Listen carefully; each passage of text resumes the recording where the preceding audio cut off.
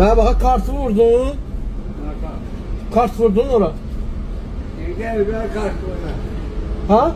Evler karşılığına. Kartı mı vurdun? Necə? Minmişsən kart vurdu. Evlere diğer karşılığına. Ha evdar sana çok kart vuran mı? Hadi. Ha kartı mı vuran kişi? Ha. Nəyi saxlayıb? Gəlib satmısan da rahatsın. Ha? Da gəlib satmısan da aslında. Evler diğer sen de kart maşallah. Ha şu kartı vur görüm. Hele danışsan sen. Bura evdar kafesi de öyle. Bura avtobuslu. Kartı vur. Şimdi saklayarken evler karşı. Ha öyle saxlayanda kartı vurmasın atmıysan kapını. Ta bilmemiştim. Kartı vur da elə şey olur.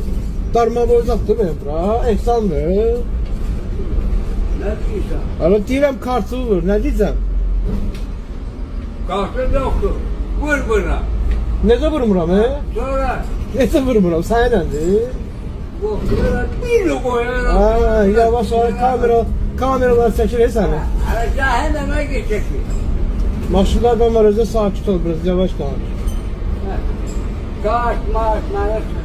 Kartımı vurmasan düştü yoktu. Kavrulsun tadının altına. Hara gelsin aç. Ara gel.